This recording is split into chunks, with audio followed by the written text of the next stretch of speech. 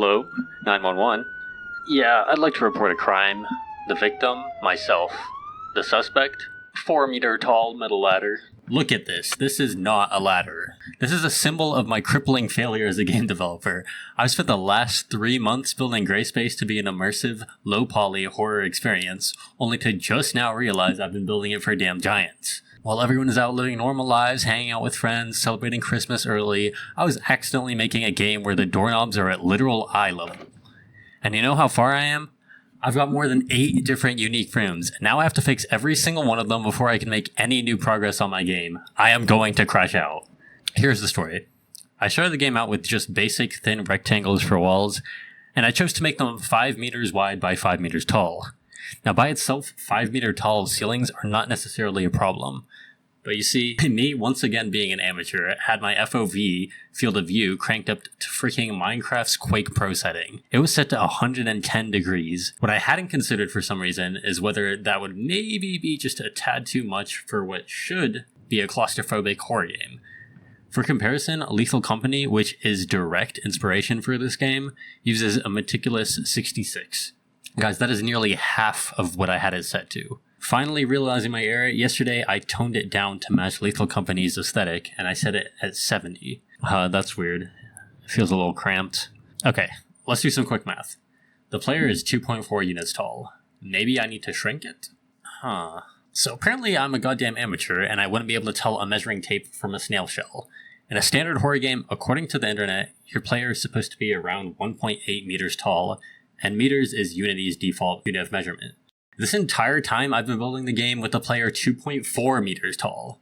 So now, with FOV at finally a realistic value for the atmosphere, the tall player makes the ceilings and the walls feel low and tight. Now tight is good for horror, but this was too tight. Okay, no worries. We'll just make this 1.8 units. Oh no.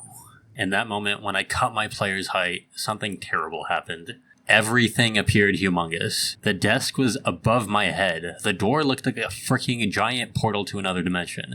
And the shelves looked like mountains. I was an ant inside of my game. My heart sank. This is not an exaggeration. I knew I had no choice but to meticulously adjust every single prop in the game to match the new player's measurements.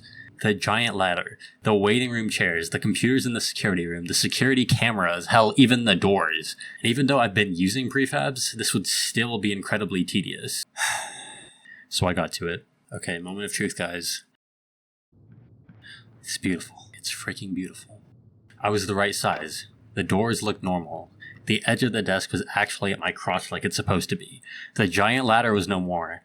The shadows felt closer. The horror actually started working. Side note, I made this gravitational room the other day, and it's pretty freaking sick. Oh shit. Some people ask me why I'm doing this alone. They say just get a team. Guys, have you ever played Bed Wars or any other group PvP game? 80% of the time your team is composed of AFKers who sit in the base staring into the void, an angry 12-year-old who gets killed once, rages and immediately disconnects, and a noob who looks like this is his literal first time booting up Minecraft ever. Meanwhile, your bed gets absolutely decimated by a tactical SWAT team of people who've probably been playing Minecraft their entire freaking lives. Listen, being a solo dev is the only way I know that my game is safe. It's fully my idea, my vision, and my control. And if the end product ends up being entirely utter shit, then at least I know it's just my fault. If the scale is broken and my player turns out to be an ant in a universe made for titans, it's because I'm a dumbass. If God forbid the game ends up actually being a classic PSX horror masterpiece, it's because I made it. I've been looking at my TikTok analytics lately and it's blowing the hell up. In the past month I've gotten tens of thousands of views. I'll be damned if I put out a hot steaming piece of friend slop garbage. Yeah, it's Converge Studio, by the way, if you want to go follow me. Hey, we did it. I got through this week's glaringly game-breaking issue. The rooms are done, my ego's been humbled, and we're back on track to complete some real tasks for next week. And if you're one of the 60 people who've subscribed to me over these past couple months, hey, I appreciate it. And if you're new here, welcome to my self-deprecating life as a solo developer, and I hope you're ready for a wild next year. I'm ending this devlog the same way I end my Bed Wars matches, with a dub. Merry Christmas, losers. Love you all. See you in the next one. Hit me up for a good time. My shit bonds till it push me out of line. You can't spell my name without the $sign. Rainbow money, take whatever. Yes, I'm colorblind.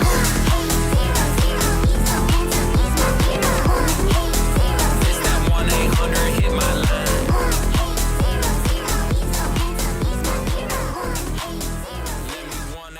blow your